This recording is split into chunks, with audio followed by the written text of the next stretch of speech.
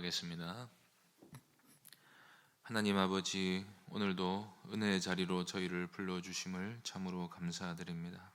주 안에서 안식하는 날이 되도록 이 시간 주의 말씀으로 저희를 위로하시고 예수 그리스도의 사랑을 믿음으로 담대히 주님을 가까이 하는 시간 될 수 있도록 은혜 베풀어 주옵소서. 주 예수 그리스도의 이름으로 기도하옵나이다. 아멘. 찬송가 216장 찬양하겠습니다. 찬송가 216장입니다.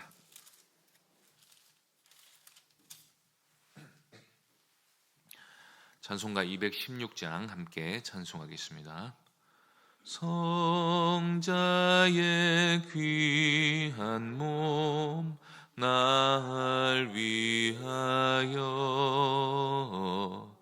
버리신 그 사랑 고마워라.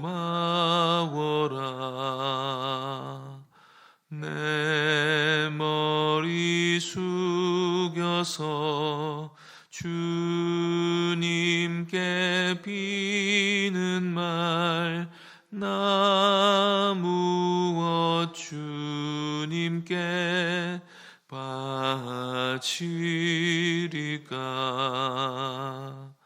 지금도 날 위해 간구하심 이 옅은 믿음이 아옵나니. 주님의 참 사랑 고맙고 놀라워 찬송과 기도를 쉬지 않네. 주님의 십자가 나도 지고 진실한 믿음과 마음으로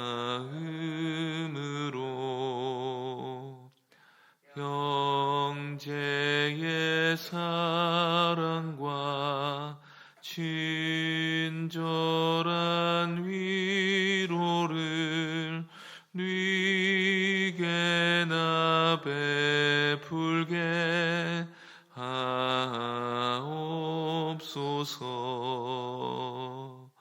만 가지 은혜를 받았으니 내 평생 슬프나 즐거우나 이 몸을 온전히 주님께 바쳐서 주님만 위하여 늘 살겠네. 아멘. 하나님 말씀은 요한복음 12장 1절부터 8절까지입니다. 요한복음 12장 1절부터 8절까지 말씀입니다. 요한복음 12장 1절부터 8절까지 한 절씩 교독하겠습니다. 6월절 엿새 전에 예수께서 베다니에 이르시니 이곳은 예수께서 죽은 자 가운데서 살리신 나사로가 있는 곳이라.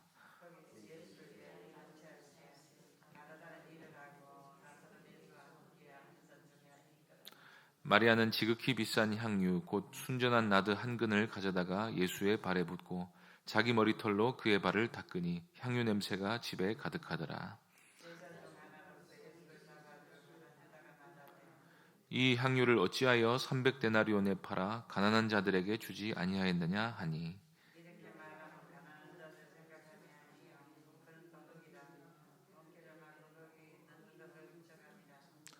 예수께서 이르시되 그를 가만두어 나의 장래할 날을 위하여 그것을 간직하게 하라. 가난한 자들은 항상 너희와 함께 있거니와 나는 항상 있지 아니하리라 하시니라. 아멘.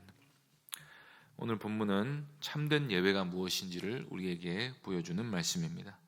그리고 그리스도를 위한 섬김에는 무가치한 일이 하나도 없다는 것을 보여주는 말씀이기도 합니다.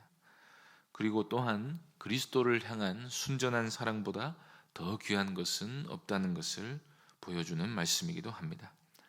우리들은 태생적으로 계산에 바른 사람들입니다. 어떤 행동을 하든지 이익을 남기는 생산적인 활동이 더 가치 있고 의미가 있다고 생각을 합니다. 우리 시대에는 사랑을 위하여 돈과 시간과 마음을 쓰는 사람보다 재산을 위하여 투자하고 노력하는 자가 더 지혜로운 사람으로 여겨집니다. 예배드리고 찬양하고 교회의 시간을 쏟고 복음을 위해 자신을 드리는 사람은 안타까운 삶을 살고 있는 것으로 여겨지는 반면에 착실히 돈 모아서 허튼 데 쓰지 않고 차근히 결혼 자금 모으고 자산 운용을 잘 하는 사람은 어디 가나 칭찬을 받습니다. 그리스도께서 우리에게 명하신 그 일, 우리가 그리스도를 사랑해서 인생을 그리스도를 위하여 쏟아붓는 그 일을 하면 반드시 우리가 듣게 되는 말이 있습니다. 그래서 앞으로 어떻게 살려느냐는 것입니다. 그런 노력과 열심으로 차라리 돈을 많이 모아서 어려운 사람 도우며 사는 게 낫지 않겠느냐는 것입니다. 하나님과 우리 사이의 관계에서도 우리는 계산적으로 행동할 때가 많습니다. 예배에 참석하는데 어떤 목적이 있습니다. 선행을 하고 죄를 안 지으려고 노력하며 살기는 하는데 그 행동의 이면에 어떤 바라는 대가가 있습니다. 내가 하나님이 기뻐하시는 일을 했으니 하나님이 이제 내게 무언가를 해주시기를 기대하는 것입니다. 이런 거래 심리가 하나님과 우리 사이에 깊이 가라앉아 있는 것을 우리가 항상 보게 됩니다. 그런데 율법이 우리에게 궁극적으로 명령하는 바가 무엇입니까? 내 하나님을 마음과 뜻과 힘과 목숨을 다해 사랑하라고 하셨습니다. 사랑은 대가를 바라는 것이 아닙니다. 사랑이 원하는 대가는 사랑 그 자체입니다. 사랑은 이익을 추구하는 것이 아니라 상대를 추구하는 것입니다. 그래서 참으로 사랑하면 상대를 통해 무언가를 얻으려 하지 않고 상대를 후회 없이 사랑하고 상대로부터 그 사랑에 대한 응답이 돌아오면 되는 것입니다. 왜냐하면 참 사랑은 상대방의 인격을 최고의 목적으로 삼기 때문입니다. 때문에 우리가 하나님을 진정으로 사랑하는 데서 나오는 게 참된 예배입니다.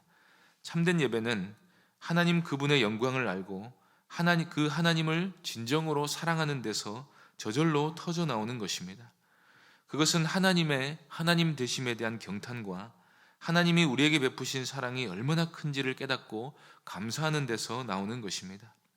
그래서 참된 예배자는 이 예배라는 공로를 통해 어떤 대가를 얻어내려 하지 않고 이미 받은 사랑이 너무 커서 하나님을 예배하지 않을 수 없기 때문에 예배하게 되는 것입니다. 그런 의미에서 그리스도를 예배하게 되는 것은 그리스도 안에 있는 하나님의 영광과 신성과 그의 무한하신 사랑과 은혜를 보게 되었을 때, 다시 말해 그리스도께서 참 하나님의 아들이심을 보게 되었을 때 나오게 되는 것입니다. 마리아가 그리스도에 대한 이런 순전한 예배를 드리게 된 것은 그리스도께서 하나님의 아들이심을 누구보다 빨리 깨달았기 때문입니다. 마리아는 주는 그리스도시요 살아계신 하나님의 아들이십니다 라는 신앙 고백을 말로 하지는 않았습니다. 그러나 그의 몸짓으로 그 누구보다 진정한 의미에서 예수님을 하나님의 아들로 고백한 참된 신자였던 것입니다. 마리아가 예수님 안에 있는 놀라운 신성을 보게 된 것은 예수님이 나사로를 다시 살려주셨기 때문입니다. 그래서 나사로가 살아난 베다니에 예수님을 위한 잔치가 열렸습니다. 이 잔치는 예수님의 부활 생명이 드러났을 때, 우리가 부활을 하게 되면 천국에서 잔치가 열리게 될 것을 미리 예표한 것입니다. 그런데 이 베다니는 아주 가난한 동네였습니다. 베다니는 나환자들이 살던 곳이었고 때문에 거기서 열린 잔치는 대단한 잔치는 아니었을 것입니다.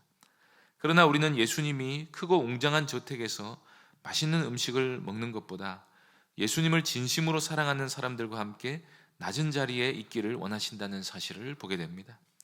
왜냐하면 예수님은 가난과 질병으로 고통당하는 인생의 고통과 슬픔을 위로하러 오신 분이기 때문입니다. 마태복음 26장과 마가복음 14장에 보면 이 잔치는 나병 환자였던 시몬의 집에서 열린 것입니다. 시몬은 아마도 예수님이 나병을 고쳐주신 사람이었을 것입니다. 그리고 나사로도 나병 환자였을 것으로 추측을 하는데, 예수님은 이렇게 슬픔의 집이었던 베다니에 생명과 위로를 풍성히 내려주셨던 것입니다. 그래서 지금 열린 예수님을 위한 잔치는 순전히 예수님을 섬기기 위한 잔치였습니다. 사람들이 보통 예수님을 찾아올 때는 도움을 요청하기 위해서 찾아옵니다. 그러나 이스라엘에서 가장 가난하고 비참한 이 동네에서 일어난 잔치에는 예수님께 도와달라고 말하는 사람이 없습니다. 왜냐하면 이 사람들은 지금 예수님께로부터 너무 많은 은혜를 받았기 때문에 아무도 결핍을 느끼지 못하고 있기 때문입니다. 베다니 사람들은 풍족하진 못했지만 하나님이 자기들을 찾아오셔서 베푸신 은혜 때문에 감사로 넘치는 부요한 마음을 가지게 되었습니다. 그런 사랑스러운 그림을 우리는 2절에서 보게 됩니다. 본문 2절 말씀을 보시겠습니다. 거기서 예수를 위하여 잔치할세 마르다는 일을 하고 나사로는 예수와 함께 앉은 자 중에 있더라. 마르다는 일을 하고 있습니다. 마르다는 원래 항상 일을 합니다. 마르다는 음식을 하고 일을 해서 섬기는 성향을 가지고 있었습니다. 그게 마르다의 은사이고 마르다의 복이었습니다. 우리 중에도 마르다처럼 대가를 바라지 않고 봉사를 해서 교회를 세워가며 봉사로 그리스도를 예배하는 성향과 은사를 가진 사람들이 있습니다. 예배를 영어로 서비스라고 합니다. 헬라어에서도 예배라는 뜻을 가진 말 중에 라트리오라는 말이 있는데 이 단어도 섬김이나 봉사를 말합니다. 예배란 수동적으로 예배 시간에 앉아있는 것만을 말하는 게 아닙니다. 하나님을 향한 모든 섬김과 봉사 역시도 하나님을 예배하는 것이라고 말할 수 있습니다. 마르다에게는 예수님을 위해서 무언가를 하고 싶은 마음, 즉 예수님을 편하게 해드리고 예수님께 식사를 대접하고 싶은 마음이 가득했습니다. 그것은 그런 봉사를 통해 예수님께 무언가를 얻기 위해서가 아니라 이미 예수님께 대한 감사와 사랑으로 마음이 충만했기 때문에 속에서부터 우러나온 예배 그 자체였던 것입니다. 그래서 마르다의 수고와 섬김으로 드러난 이 예배도 참으로 귀한 예배입니다. 그런데 우리는 마리아에게서 예수님께 대한 가장 귀한 헌신과 사랑이 드려지는 예배를 보게 됩니다. 마르다는 예수님께 아무 드릴 것이 없었습니다. 마르다 언니처럼 음식을 잘하는 것도 아니었고 적극적이고 활달한 성격도 아니었습니다. 그리고 다른 남자들처럼 나사로 오라버니처럼 예수님과 함께 앉아서 대화로 예수님을 섬길 수 있는 자리에 있지도 못했습니다. 그렇지만 마리아는 예수님께 대한 자신의 중심을 어떻게든 표현하고 싶었습니다. 그래서 마리아는 상식적으로는 납득이 안 되는 행동을 합니다. 그냥 비싼 것도 아니고 지극히 비싼 나드 향유 한 근을 가져다가 예수님의 발에다가 다 부어버린 것입니다. 거기서 그치지 않고 마리아는 자기 머리카락으로 예수님의 발을 닦았습니다. 예수님께 대한 마리아의 사랑이나 예수님의 신성이 어떻게 마리아 영혼 깊은 곳에 영향을 미쳤는지를 알지 못한다면 마치 유다처럼 제3자의 입장이 되어서 이런 마리아의 행동을 바라보면 이 일은 제정신인 여자가 할 수 없는 행동이었습니다. 게다가 그 향유는 그렇게 써버리기에는 너무나 비싸고 아까운 것이었습니다. 300데나리온을 호가하는 향유는 그렇게 한 번에 다 부어버리면 안 되는 물건입니다. 그것은 향유의 가치를 생각할 때 아무 의미 없는 행동이고 낭비에 불과한 행동입니다. 그래서 향유가 너무 아까운 가룟 유다는 이걸 어째서 허비했느냐, 차라리 제값을 받고 팔아서 가난한 자들에게 나눠주는 게 더 가치가 있었겠다고 책망했고, 다른 제자들도 가룟 유다의 생각에 다 동조를 했습니다. 그러나 요한이 6절에서 밝히고 있다시피 그들은 가난한 자들을 생각해서 향유를 아까운 것이 아니라 그저 돈이 아까웠을 뿐입니다. 이 말은 그걸 그렇게 버릴 거면 차라리 나를 줘라 하는 말에 가까운 말인 것입니다. 이 말이 얼마나 말이 안 되는 말이고 마리아의 행동을 얼마나 무시하는 발언입니까? 향유의 주인은 엄연히 마리아입니다. 마리아가 향유를 어떻게 처분하든지 그 향유에 대한 아무 소유권이나 처분 권한도 제자들은 주장할 수 없었습니다. 가룟 유다는 그저 돈 생각밖에 안 하니까 그저 돈이 아까웠던 것일 뿐이었습니다. 사도 요한은 그 증거로 가룟 유다가 평소에 돈귀에서 돈을 훔쳐갔다는 사실을 고발하고 있습니다. 유다에 대한 요한의 이런 증언은 유치하게 유다의 허물을 들추어내고 있는 것이 아닙니다. 이 유다에 대한 한 줄의 평가는 유다가 왜 끝내 예수님을 믿지 못했는지를 보여주는 것입니다. 가룟 유다뿐 아니라 예수님에 대한 사랑보다 세상에 대한 사랑이 앞서는 사람, 거룩에 대한 사랑과 하나님의 법에 대한 사랑보다 자기 욕심을 채우는 것이 더 우선인 사람은 처음부터 구원받은 하나님의 백성이 아니라는 사실을 보여주는 말씀인 것입니다. 그래서 우리는 참 하나님의 백성의 모습은 가난한 자들을 생각하는 척하는 유다에게서가 아니라 마리아에게서 찾아야 합니다. 제3자가 보기에 마리아가 향유를 부은 것은 허비한 것이었습니다. 그것은 아무 의미 없는 행동이었고 정말 이상한 행동이었습니다. 그러나 예수님에게서는 그 행동이 허비가 아니었습니다. 물론 예수님이 그 향유가 필요하다는 것은 아닙니다. 그러나 예수님은 그 어떤 대접을 받은 것보다 이 향유를 받은 것을 가장 기뻐하셨습니다. 왜냐하면 이 향유는 마리아가 자신이 예수님께 아무 의미 있거나 가치 있는 것을 드릴 수 없는 존재임을 스스로 고백하신 것이었기 때문입니다. 그리고 마리아가 그럼에도 불구하고 자기 전부나 다름없는 이 향유를 다 바쳐도 아깝지 않은 분으로 예수님을 믿고 사랑하고 있었기 때문입니다. 그리고 마리아가 그 사랑을 마음속으로만 간직하고 있지 않고 자기의 모든 것을 쏟아부어 예수님에 대한 사랑을 표현했기 때문입니다. 마리아가 드린 향유는 마리아에게 있어서는 자신의 전부나 다름이 없었습니다. 예수님은 바로 그 영혼을 받으신 것입니다. 이것이 우리가 드려야 할 참된 예배자의 모습입니다. 우리는 예수님께 아무 드릴 것이 없습니다. 무엇을 드려도 예수님께는 의미가 없습니다. 예수님이 의미 있게 보시는 것은 우리의 무가치함을 인정하고 우리의 소유가 우리에게 행복을 주지 않는다는 사실을 인정하고 생명의 주님께 무릎 꿇고 그분께 우리 영혼 전부를 맡겨드리는 것입니다. 마리아처럼 무슨 대가를 바라서가 아니라 그저 예수님이 우리의 주님이시기 때문에 우리의 유일한 사랑의 대상이시고 우리의 영광이시고 찬양받기에 합당하신 우리의 하나님이시기에 우리의 가진 것을 아무것도 아까워하지 않는 것이 참된 예배자의 모습인 것입니다. 그래서 우리들의 상식으로 보기에 마리아의 행동은 정신 나간 행동이었지만 예수님은 그 마리아의 행동을 그 어떤 제자도 하지 못한 가장 용기 있고 큰 헌신으로 만들어 주셨습니다. 7절 8절 말씀을 보시겠습니다. 예수께서 이르시되 그를 가만두어 나의 장래할 날을 위하여 그것을 간직하게 하라. 가난한 자들은 항상 너희와 함께 있거니와 나는 항상 있지 아니하리라 하시니라. 향유는 원래 붓는 게 아니라 한 방울씩 떨어뜨리면서 쓰는 물건입니다. 그런데 그 향유를 부을 때가 있는데 그날이 바로 장례식 때입니다. 시체의 부패를 늦추고 시체 썩는 냄새를 완화시키기 위해서 향유를 부어 온몸에 바르는 것입니다. 물론 마리아는 예수님의 장례식을 위해 향유를 부은 것은 아니었습니다. 그런데 예수님은 마리아의 행동이 예수님의 장례, 즉 온 세상의 구원을 위한 예수님의 죽음을 마리아가 합당하게 존중한 것이라고 해석해 주셨습니다. 사실 우리의 삶 전체가 하나님의 해석입니다. 하나님이 우리를 의미 있다 하시면 우리는 의미 있는 존재가 됩니다.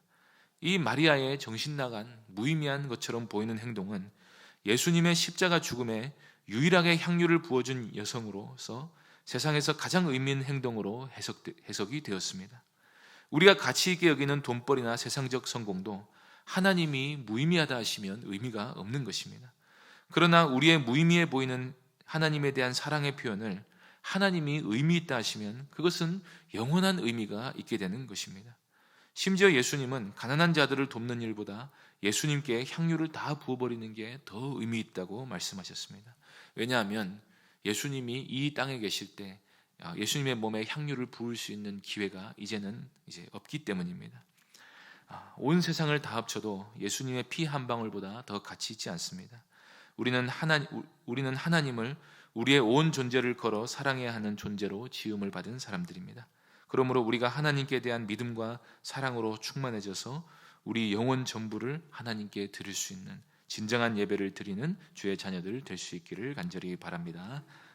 하나님 아버지, 참 우리는 계산적이어서 우리가 하나님께 무언가를 해드리면 하나님이 우리에게 무언가를 또 하나 해주시기를 바라는 마음으로 신앙생활을 할 때가 참으로 많았습니다. 하나님께서 이미 우리에게 베푸신 그 놀라운 구원과 은혜에 감사하고 감격하여서 하나님께 합당한 예배를 돌려드릴 수 있도록 마리아처럼 우리의 전부를 다 드려도 아깝지 않은 사랑을 우리 주 예수 그리스도께 온전히 드릴 수 있는 참된 예배자로서 우리가 하나님을 합당하게 존중할 수 있도록 은혜 베풀어 주옵소서. 주 예수 그리스도 이름으로 기도하옵나이다. 아멘. 하늘에 계신 우리 아버지여, 이름이 거룩히 여김을 받으시오며 나라가 임하옵시며 뜻이 하늘에서 이룬 것 같이 땅에서도 이루어지이다. 오늘날 우리에게 일용할 양식을 주옵시고 우리가 우리에게 죄 지은 자를 사하여 준 것 같이 우리 죄를 사하여 주옵시고 우리를 시험에 들게 하지 마옵시고 다만 악에서 구하옵소서. 대개 나라와 권세와 영광이 아버지께 영원히 있사옵나이다. 아멘. 오늘 말씀을 기억하며 오늘 예배가 하나님께 순전한 예배가 드려질 수 있도록 기도하시고 병중의 성도들을 위해서 기도해 주시고 개인적으로 기도하시기 바랍니다.